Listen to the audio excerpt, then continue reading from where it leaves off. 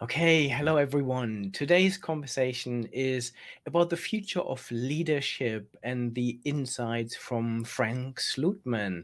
Frank is the chairman and CEO of Snowflake and the author of the book Amp It Up, leading for hypergrowth by raising expectations, increasing urgency, and elevating intensity. Welcome, Frank. Yeah, thank you. Thanks for having us on the program today. Yeah, no, it's so nice to have you. So you've had a really amazing career in terms of taking companies public. You've done this twice before with Data Domain and Service Now. Then I believe you actually went into retirement racing sailboats in the Bay Area, and then you came back to Snowflake in 2019, I believe, to then take it to one of the biggest IPOs in the software world ever. So that what made you come out of retirement? Well, Snowflake did. I had no plans. I wasn't talking to anybody. I wasn't really entertaining any thoughts. But I was still sitting on a few boards, maintain relationships with people, and we would meet from time to time. And one of the people that I was on a board with, and who I would on a quarterly basis just have a general discussion with what's going on in the world. He was the founding venture capitalist behind Snowflake, so I was hearing over the years, sort of updates on what was going on, and until one day he said, "What would it take for you to take the helm over there?" To use a nautical term, and I'm like, I didn't see that coming. It was like, what? Good. But it sort of lit a fire. I was off for 2 years, and it's a long time, and so I sort of now knew what retirement was. Whereas most people have a vision of retirement, they don't know what the reality is, and I had a chance to fully experience that, and I just realized that I could still get up for it, and really bring everything, to a role like that. I never spoke to another company. It wasn't a search. It wasn't a process. It was just, wow, this is great. And the rest is history. Very good. Yeah. What a journey. And then you end up writing Amp It Up. Why did you write the book? It's a really good question because I had no desire to write it at the time. And I had written the book in 2010, kind of a homebrew, if you will, self-published. I did that after the Data Domain experience. That book had a bit of a following in Silicon Valley among VCs and entrepreneurs and so on, and there was a whole sort of dialogue that went with that. People would be emailing me, and over the years, people said, "When are you going to do a follow-on to that book," which was called Tape Sucks, by the way. And people say, "You need to do a follow-on because that's just about Data Domain. We want to hear about ServiceNow. We want to hear about Snowflake." And I'm like, "Yeah, well, I'm too busy now, blah, blah, blah." But our chief marketing officer, Denise Pearson, and she said, I really wish that you would write the book because we can make it a Snowflake production. I can make it, really low impact on your day to day. And I sort of got sucked into it again, and quite honestly, it was a good experience writing the book because I pretty much write the way I speak. It's not that hard.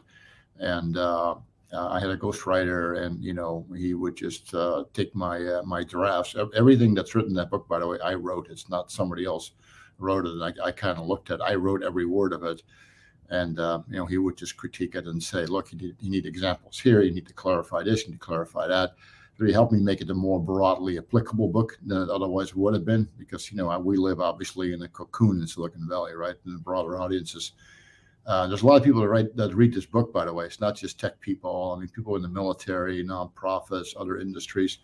So you do have to write for a broader audience than just what we call your homies, you know. Absolutely. And thank you very much for sending me a copy. I really enjoyed it. And what came across for me is that it was written as a really personal story, exactly like you say, like you write like you talk, which makes the book a really easy read and enjoyable read. So it felt like I was listening to you, which is good. You were. Yeah. So one of the points you make early on is that it's really important to have a mission-driven company. You talk about mission posture, Yeah. and and the importance of making it very clear why you are here as a business.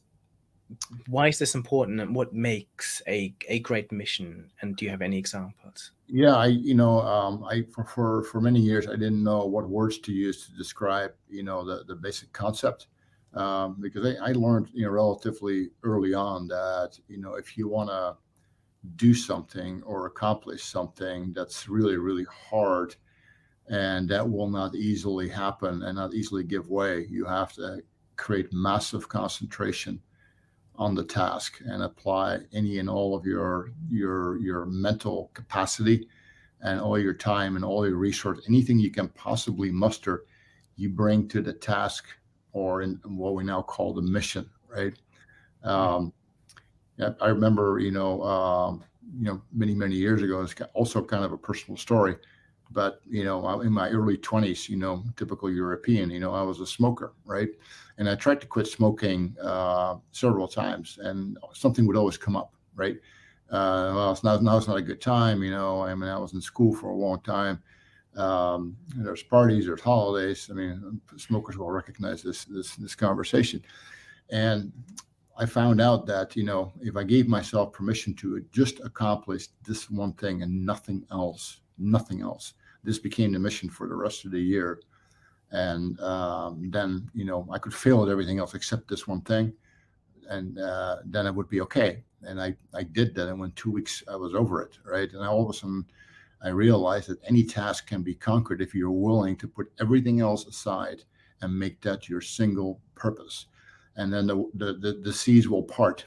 Okay. And that sensation is so extraordinarily powerful. Most people have not really tried to bring that, to a situation. They're always juggling and having, 50 things going on and everything is slow and moving like molasses. That's because the level of focus and concentration or mission posture is not there, and people get frustrated. They give up on things because they're not willing to single something out and say, "I'm going to bring everything to this."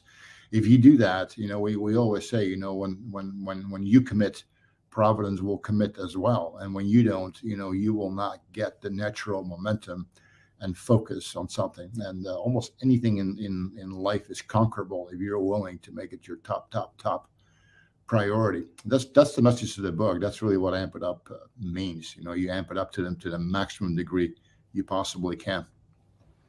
Yeah, and for me, mission has always been important, but I feel it's getting more important today, not just in terms of aligning the organization behind a clear vision, but also to engage people. I think especially Gen Z want they want to buy into a mission that is more than just making money, right? Yeah, and mission exists at many levels. I mean, one of the things I also do, in conversations with the people that work directly with me, is like, okay, what's your one thing? I mean, in other words, they always want to tell me the 3 things or the 5 things or the 10 things that are important to them. But if you could do only one, what would it be and why? Now that exercise and that conversation is really important because the biggest problem that we have in business is that we don't apply enough resources on the things that are really, really important. As a result, it's just one of many, and it's under provisions, it's under focused, and then we don't succeed. And we don't succeed, because we don't apply ourselves to the maximum extent. And if other people are, you're going to lose. Mhm. These concepts are very simple, but human nature, what it is, we spread ourselves a mile wide and an inch deep, and we just go through the motions and we get through the day, and things move very, very slowly, and we're kind of okay with it. And we even lose sight of what we're even here for. What is the point of this, right? So when you created the mission for Snowflake, what is the mission, and how often do you revisit that? We revisit it, numerous times a day, because it just constantly is sort of the lens through which we filter every conversation. We're here in London right now. We have, all our local customers and prospect, the whole Snowflake community here.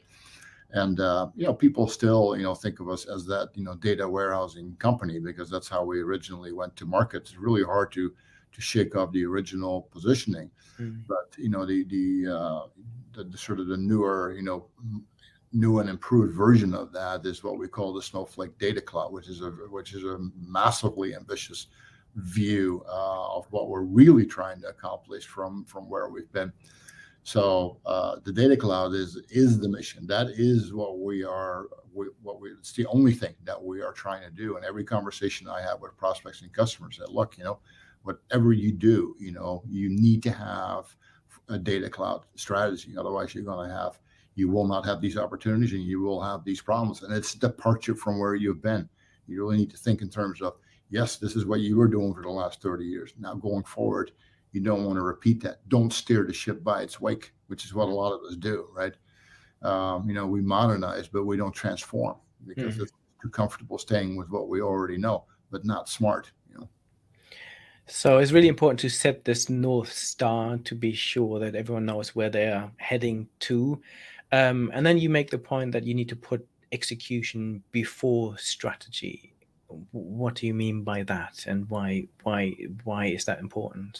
Well, somebody said, a long time ago, no strategy is better than its execution, which is a very kernelized way of saying strategy won't matter if you can't execute. It doesn't matter how brilliant your strategy is if you can't execute.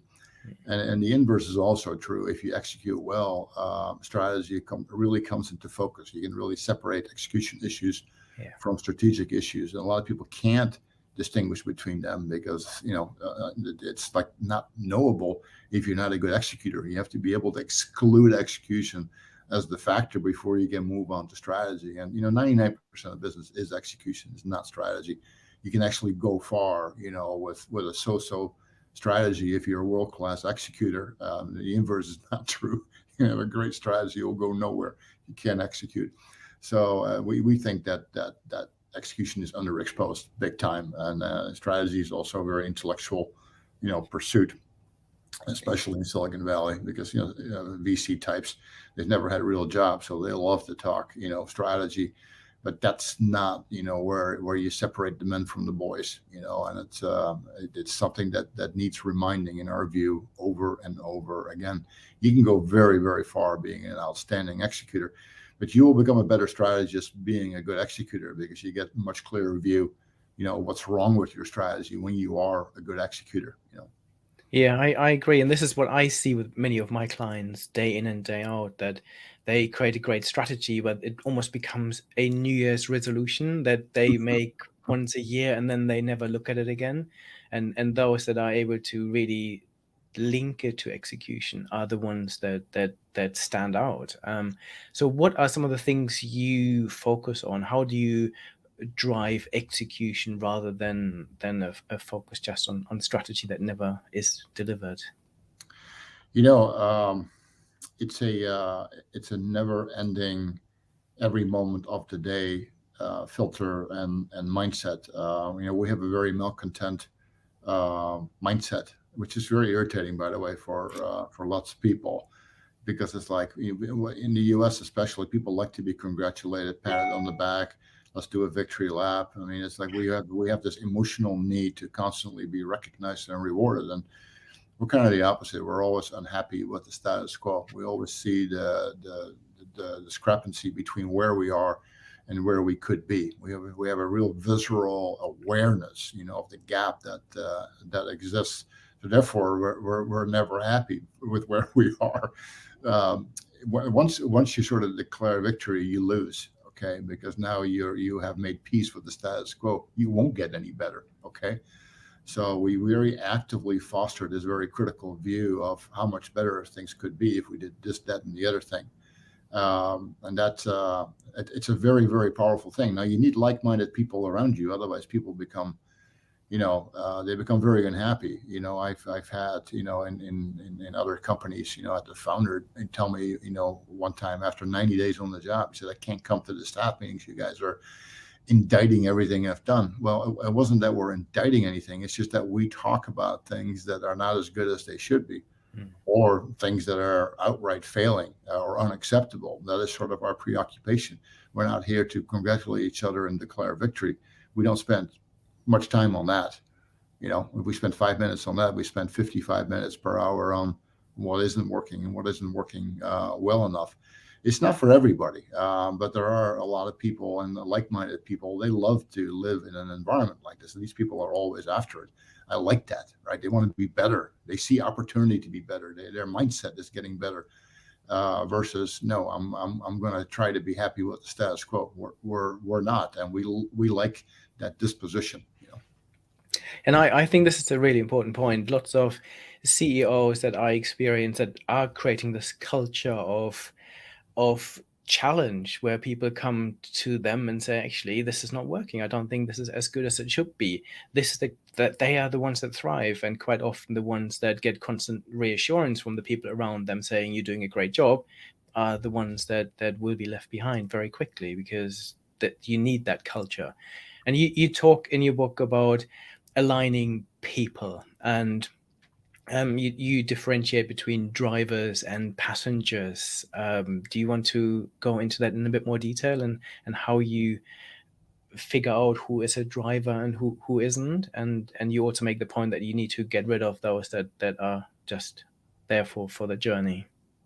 Yeah, I mean, the whole concept of drivers and passengers. Obviously, it's a little bit exaggerated. The reality is oftentimes a little bit in the middle, but that's where the danger lies, because all of a sudden we're in a gray zone and we're in the world of mediocrity, right? Because we're not willing to really distinguish with those people who move the dial and those people who are just along for the ride. And when companies get bigger, that becomes your lifeblood. The drivers are your lifeblood, and the other people are just dead weight that actually drag you down. And just the awareness that people really need to be moving the dial all the time, and that is the expectation, is what keeps you alive. I find that lots of great enterprises of the past are no longer, because this seeping mediocrity sets in when you get bigger, and there's lots of people that can hide in the shadows, and they look good, they sound good, they're pleasant, they don't cause any trouble, but they don't move the dial either, right? And they cost lots of money,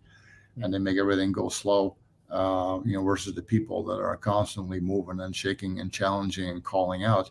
You have to have that is your lifeblood, that is your real muscle, right? And when you have the passive types around you, that it becomes something that holds the mission back, and you have to fight it all the time. Now, are you going to have all drivers in your company? No, you won't. Nobody does, right? But do you have enough driver material in your organization, or do you not? And by the way, the more you get of one flavor, it'll feed on itself, okay? Because drivers want other drivers around them. They need to be in a culture of drivers. They can't stand dead weight and slowness and all these kinds of things. So that's why it's really important to preserving a culture that has energy and innovation and reinvention and drive and ambition, all these things. You need to really actively foster that. Otherwise, it's really slow death that's happening to you, and you're literally watching it but not realizing it. Yeah, so for me, after setting the strategy and focusing on execution, the most important thing of any leader is to focus on people. And for me, it's about bringing the best out of the people that you have in your organization. And I guess when you talk about drivers, you don't mean that you have just those leaders that leave everyone behind. It's more about having self-starters, people that you can actually set free and do the things that they do best. So in my opinion, the leaders that let other people fly and help them to grow are the ones that will succeed. Is this how you see that? Yeah, absolutely. I just feel in general that people set their sights too low. They're not aggressive enough. They're not ambitious enough. One of the concepts I talk about in the book is this whole notion of incrementalism, and it's a really important concept because most people think from the present forward. So they take the status quo as it is, and then they start to marginally sort of increment their way forward from there. It sucks the life out of everything, right? What you want to do is think from the future back. Let's envision, what is the best way we can envision, what we want to do here, and then work our way back to the present. How could we get there? What could we do? And now we have a bold, inspiring, energizing view of what we want to do. And now we're going to try and bridge the gap between where we are and that future state, as opposed to, I'm going to go an inch to the left, inch to the right. It's exhausting just thinking about it. People can't get up for that. And it's just a mental state. People can change they may have worked in companies where that's the status quo, and they just lumber, through the day, and, they're tired by, 4:30, and all they can think about is a cocktail and going home. That's not what you want. You want people burning with energy, all throughout the day because they can't contain themselves because it's so exciting what they're working on. If you can bring that is amping it up. If you can bring that to an organization, you become unbeatable. And then, by the way, it's the same amount of effort. We're going to be here anyways. There's 24 hours in the day. You choose, how you're going to use them. So what process do you use in terms of goal setting then for people to make sure they don't set mediocre goals and they set these really ambitious, audacious goals? Well, I've actually, the whole notion of management by objectives, or MBOs, and they come in many different denominations and flavors, but I don't use them. Okay, I've killed them in every company, because I don't want people sort of running their own little shop. We're all part of the same shop here, okay? And I'm not going to belittle you with with little goals here. You're part of the team, and what the mission is, because that's all we talk about all day long, every conversation. So I'm going to turn you loose. Wild horses is what I like. People are always asking me, how do you get the best out of your people? I'm like, you know what? That's not the relationship I'm looking for. I'm working to get the best out of my people. I'm trying to turn them loose. I'm looking for wild horses that I'm trying to rein in because they're going to run me off a cliff. That's the sort of relationship that I'm looking for. I'm trying to contain their energy and ambition, as opposed to have to kick them up the hill. Yeah, I love that. And the other really interesting point you make in your book is that it's important to allow people to go across organizational silos, and this is something I see in so many organizations, that they have these little fiefdoms that are organized, and if you wanted to go across, you then have to speak to the leader, and then this all gets filtered through. You talk about this mantra of going direct. Do you want to expand on this, and how do you make this happen? Organizations should not operate on rank and title. I mean, the rank and title is something that's on the org chart. Org charts, they fulfill a role, but if we work, according to org chart lines, I mean, you're dead meat, because it is just the insanity of it. Just think about it, right? I mean, if I want to change something, or I want to, talk about something, I'm going to go straight to the person who does that, who owns it, because that's the direct line, right? You think I'm going to go, talk to the person 5 layers up? Why would I do that? Now I got to traverse the org chart to get to the actual person that can actually do something. So you're going to draw a direct line between you, and it doesn't matter, whether that person works whether you're reporting to the same manager or not, or the same executive. I mean, all those conversations are useless to us. We behave and act like org charts don't exist, their titles not exist. We just know who does what to whom, and we're going to go straight there. So this ignoring functional boundaries and ignoring rank and title is really what we want. I mean, I sometimes get emails from people. Why don't we do this? Why don't we do that? I'm like, great. Why don't you just go directly to the people who are doing it? Why are you trying to delegate upwards here? You're just going to saddle me with your ideas? No. Why don't you act on it yourself, right? I mean, it's complete logic, but most people learn organizational behavior that traverses the org chart, and it is just. By the way, it also fosters politics in organizations, right? And we're not impressed by rank and title. It means nothing to us. What impresses us, is are you moving the dial? Do you have compelling arguments? Do you know things? Not believe things, but do you know things, right? That are interesting and important for the rest of us to know as well. So it's I know it's common sense, but unfortunately in organizations we don't work in common sense ways. We think org charts really matter. They do sometimes. Sometimes we have to fall in line with with the command and control hierarchy, like in crisis situations and things like that. But I never manage with the badge. I have the biggest badge in the company. I never pull that out. The moment I start pulling out my badge, I might win the battle, but I'm losing the war. I have to win through influence and persuasion as well. Very, very true. The other point you make is that it's really important to put analysis before solutions. As Snowflake, you live in the world of data in the cloud. You have an important solution that sits between some of the big cloud vendors and the analytics providers. And I guess this is a point that you've lived in this data-driven world forever, but is there anything, how do you make this happen? How do you create this analysis-driven, data-driven culture in organizations? It's interesting in the world of business. It may have to do with MBA schools. People have very reflexive, knee-jerk, they're very, very quick to arrive at a conclusion. It's usually based on their own history and their own experience and their own circumstance, right? And we spent 2 minutes on the analysis of what we're talking about, and then we immediately moved to we should do this, we should do that. But I'm the one who said let's take a time out here and step all the way back to the beginning and examine all the possible reasons that can exist. Why we have this problem in the first place, right? It's first principles type of thinking, and I always use the analogy of what happens in medicine. And what does a doctor do? They exclude all other possibilities. They run lots of tests. They want to be dead certain that their analysis is right before they start moving on to the protocol they're gonna prescribe for you. Mm. And there's a lot of reasons for that. One of them, maybe you're wrong on the analysis, you're wrong on the solution, right? We see that in medicine all the time. You misdiagnose.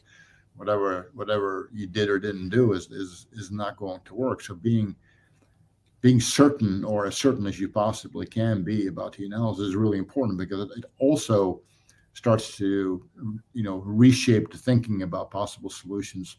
When you really broaden the analysis and you really methodically start eliminating as well as nominating what's really happening here, you arrive at different conclusions. It's incredibly logical, right? But because we have sort of educational backgrounds that sort of reward that quick reflexive, this is what's going on and I know what to do, we kind of celebrate that culture. We kind of go with it, as opposed to let's take a time out here and talk before we talk about solutions. We're going to really unpack this thing, all the way to its most elementary forms. Because the other thing that happens is, we tend to revisit tried and true ways of doing things. We don't think out of the box anymore. We don't examine things that have never been done before. We have a very narrow, close mind about what we can possibly do. And then the results are disappointing. Of course they are disappointing, okay? Because you apply the same boring thought you always have. You're no different than the competition, because you don't think, creatively and innovatively about anything anymore. Very interesting. So how do you instill this importance of creativity in the culture? I often stop meetings and conversations that we're going to go back to the beginning instead of talking about who's doing what to whom and what are we going to spend and what is this called and all the way. Forget it, forget all that stuff. We're going to first talk about, we're going to pick this whole thing apart, first principles, just like a medical professional, would do. And just relax. Don't try to rush to the end game. Okay. Just try to, just one thing at a time, very methodically. And, sometimes you do end up, in the same place. Many times you end up in a different place. So a lot of what we talk about in the book, there are mindsets. There are different mindsets, and the different mindsets in meetings, different mindsets in communications. And the notion of focus, the notions of urgency, the idea of tempo, and they change the conversation, having different standards, right? I always, sort of demand of myself that if I'm going to do something, I need to be wildly excited about what we're doing. And that's the standard, okay? It's not, I want to check a box, get it off my desk, move on to the next thing. No, I want to be excited about it. It doesn't matter how mundane the topic is. I mean, somebody, we had a company anniversary years ago, forgot what year it was, and the HR people had designed a T-shirt for the occasion. This is typical stuff that people do. The T-shirts aren't that important. I don't even know why I had to see the T-shirt, because normally, it's like, fine, do whatever. But they wanted to show it to me. But if you're going to show it to me, now I'm going to look at it, with a critical eye and standards, as opposed to.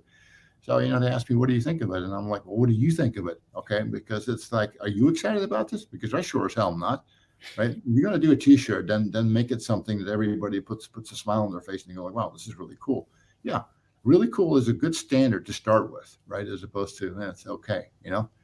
Okay is not okay. Right. I mean, and by the way, it doesn't take that much more mental energy to get to that level. That's what people miss. Amping it up is not that hard. If you just have if you're not so preoccupied with getting it off your desk and doing good enough, all of a sudden you come up with something, you go like, wow, now we're excited. Now we're having fun. Now it's inspiring.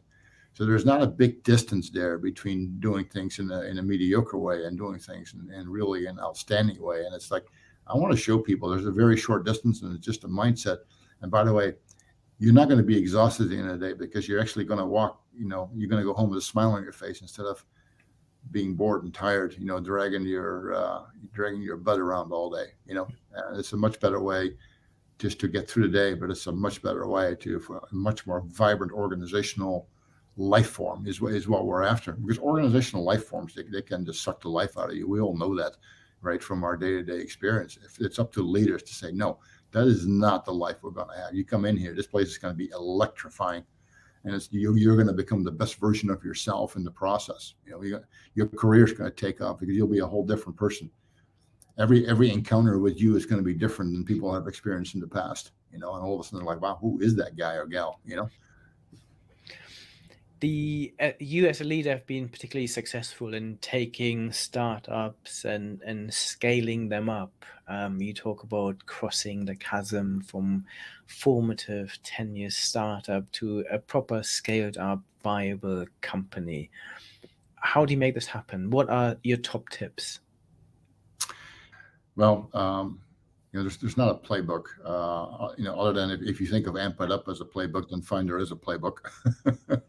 But no, it's extreme focus. It is the urgency. It's the high standards. It's the alignment. All those things together. When you're starting companies and you have an enormous, chasm to cross, what is that going to take? Are you going to analyze that in an intellectually honest way? Do you really understand what the challenges are? And I see so often in Silicon Valley, they're not intellectually honest in terms of analyzing what's really happening to them, because they can't face their demons. They can't deal with reality as it really is. They'd rather have some other interpretation or explanation. I mean, how many times do we see companies firing their VP of sales because they're not getting traction? Well, might it be your product that sucks? Have you entertained that possibility? No, they don't want to entertain that possibility, because that's what the investors put millions of dollars into. So they don't want to question that aspect of things. But that's probably what needs questioning, because most sales problems are product problems. That's just a fact of life, right? So, the tips you're asking for, that's why I wrote the book. We have had a lot of successes, and it comes from a massive drive, day to day, minute to minute, full commit. And you bring everything to the task. As we started out this interview, you bring your full commitment to the task. The seas are going to part, and, there's still an aspect where, I use the analogy of being a card player, right? Just being a good card player is not good enough. You need a good hand of cards as well, right? It's the combination of things that creates the magic. If you're a good card player, you can still maybe get it to a respectable outcome, but not a great one. You need to have a good starting point. So this is where I always talk about, hey, try to step into the right elevator, because some go up, some go down, some don't move. Okay. And it doesn't matter. You can't do anything once you're in the elevator. You're those conditions, are now, for you to deal with. You can change it over time and things like that. but not fundamentally. It is what it is, you know. How do you, as a CEO, make sure that you keep your finger on the pulse of everything that is going on, while at the same time having the ability to sharpen focus? Well, for example, I'm traveling right now from one European city to another. I'm talking directly, to customers, to prospects, to media. So I have a lot of inputs. I don't rely on the information coming through the ranks, back to this org chart type of things. If I just rely on the information, coming up the organizational hierarchy, you'd be dead meat, right? So you have to immerse yourself in numerous signals all day long. So you're as close to a sense of reality that you can possibly get. It's really important because I also lose my influence in the organization if I can't act and communicate with real information as opposed to things I've just heard, through, I'm too far removed from the action and the source. So it's really important for leaders to be very close to what I call the drivetrain of the business, where things are really, really happening. You can't preside over an organization. That's the worst word I can think of, is presiding. Okay, what we're doing is we're driving, we're immersed. Like being in a combat situation. Yeah, you're being shot at. The bullets are whizzing by. I mean, your sense of reality of the situation is maximum, right? It's very important. And by the way, I want that, of all the people, with us and around us, as well. But now we have a reality-based conversation all the time. We're not kidding ourselves. We're not engaging in group things and making each other feel good. That's the beginning of the end. Very good. What career advice would you give anyone that is starting today? They're at college. They want to amp up their own career. How do they become successful in a company like Snowflake? Yeah, it's funny. I actually wrote a post on LinkedIn years ago about amping up your career. It's specifically on that topic. If you're less than 30 years old, how do I amp up my career? Because I've hired tens of thousands of people over the years, and I've seen people succeed and I've seen them fail. And you see patterns. People that do well and people that don't do well. And I often try to help young people to really think, the correct way of what I think is going to be helpful to their careers, versus ways that are not helpful, to them. And early on in your career, you need to build foundations. Don't be obsessed with compensation. Don't be obsessed with titles. Don't be obsessed with perks of the job. They mean very little. Or where are you going to work, or where are your friends, which is what a lot of people think about these days when they get out of school, right? But that's not going to help your career. And you need to, when you step into a good industry and a good company, right out of school, that's more important than whatever the job was or the title. Jobs are not that important. They come and go all the time. But the foundations is the industry that you're stepping into. It used to be also the geography was really important. I mean, I spent my whole life trying to get to Silicon Valley because it's by far the most important place in the world, for tech, right? So if you're not there, I mean, you're just missing out in an enormous way. So where you are, what industry you're in, what company you're with, is insanely important. You make that your priority. That job and that job title, they will come and they go. You'll be moving from one job to another, but you have good foundations, good principles. You can build on that. Like, you're out of school, you're 22, by age 30, people are going to take a look at your resume. It's like, what choices did you make? Was it a random walk? Were you really thinking about the moves you were making? Or was it kind of happenstance and you kind of, you can barely explain what you did over a period of time. So you want to learn and you want to be part of good experiences and you want to be with good people, right? That's really how you build careers. Industries that are growing are going to afford a hell of a lot more opportunities than industries that don't grow. That was one of the big lessons I learned early on. You don't want to stay the hell away from industries that are cratering, because those are elevators that are going down, right? So you look for for pace and innovation and change. That's where opportunities are. And then you talk about this never-ending pursuit of self-improvement. That is important for anyone, but to yourself as well, right? Well, yeah, of course. I mean, the moment you start getting happy with yourself, again, it's all over, right? I mean, we maintain the same malcontent attitude, and relative to ourselves. You come home on a Friday night, you're like, did I do something this week that was really essential? Did it matter? I was even there. Did anybody notice? Right? Can I sort of go into the weekend feeling like, you know what, I really left it all on the field. I made shit happen. It mattered that I was there. And if you have that, you feel good about yourself. You feel secure in your job. You feel secure in your career. Everything, very many good things. And I had somebody ask me once in an all hands meeting, so how do I know whether I'm a driver or a passenger? And I'm like, well, you better find out before I do. Okay, yeah, people were chuckling because of this, but I was half serious. It's like, look, if you can't answer that question, I would err on the side of saying you're not a driver, because when you are, you know it, and when you aren't, you have these kind of doubts. So have a higher expectation of yourself where you can answer that question. You're not asking me to answer that question. And the last two questions I ask all my guests is about your biggest fears and biggest hopes for the future. So what are your biggest fears about the future?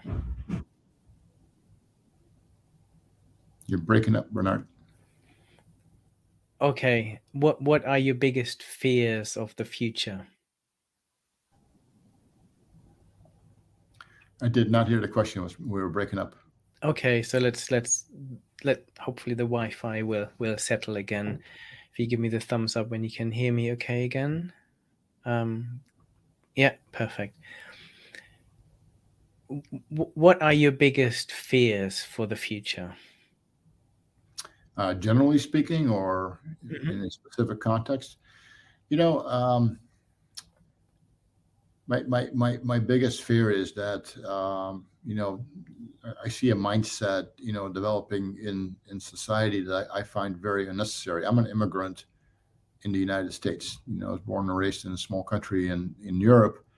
It was a gift and a blessing, for me to be in the U.S. because it afforded me opportunities I would have never had, anywhere else. And the society and the marketplace very actively encouraged, and inspired, people to try and be the best version of themselves. And um, you will never hear me get down, about, I'm not getting down about my own country where I was born and raised. I'm not going to get down about, where I've been over the last 40 years. We need to stay, really positive rather than, find things wrong with things, and it's like, look, nothing is perfect in life or in the world. Nothing is, right? But what you can do, and by the way, it is what it is, but what you can do is find the things that are right about it and worth keeping and appreciating. I find that most immigrants have an immense appreciation, for being in the circumstance that they are when they are in the U.S. Because I remember talking to one person, he said, "This is so great. All I have to do here is work." In other words, they didn't worry about other things. They were used to worrying about a million other things other than work. It's like, all I have to do here is work, because they have a totally different mindset and perspective on the challenges of life. And when people are born into privilege, which is what you are, when you're born into privilege, when you're born in the United States or most Western European countries, or even Eastern European for that matter, he said they lose sight of the fact that we're actually really, really well off. And we've created a really good platform for people, to have great lives and great careers and great pursuits, whatever they may be.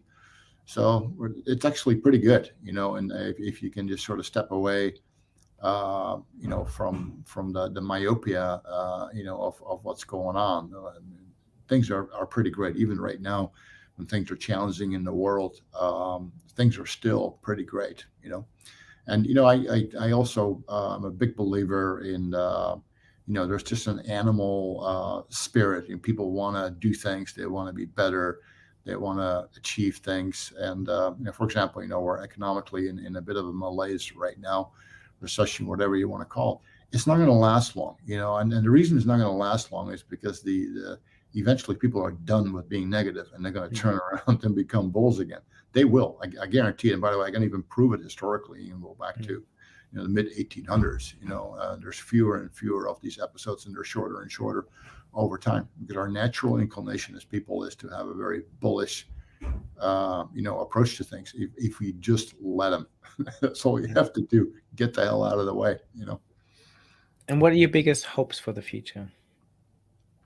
Well, the other thing that I'm very hopeful of, I actually think that we're conquering a lot of our demons. I mean, one of the, I come from a country that was extremely homogenous. I mean, we all looked alike, we all talked alike.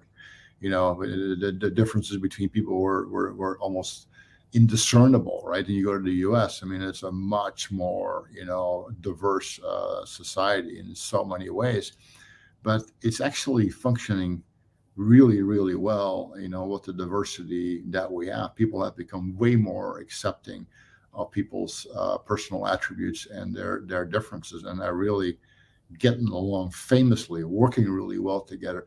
If you watch the news, you'd never know it, of course, but that's because a lot of the media profits from accentuating things that are not working, but it actually is working, and we are overcoming traditional differences incredibly well and incredibly fast. I'm super hopeful that 30, 40 years from now, I mean, we probably won't be around, but people won't be talking about that anymore, and because they'll go away. I mean, we were really massively overcoming those kinds of things. So I'm super hopeful that all the stuff that we talk about all day long on the news and so on will not be topics of conversation anymore, not that long into the future. We will overcome that, just by who we are. Very good. This is a lovely point to end on. Thank you so much, Frank, for your time today. That was a really enjoyable and stimulating conversation. Anyone who ever wants to re-listen or re-watch this conversation, head to my YouTube channel or my podcast, where you can find hundreds of other conversations like this. So, and anyone who wants to read the book Amp It Up, I really highly recommend this to anyone. So thank you very much. Fantastic. My pleasure. Thank you.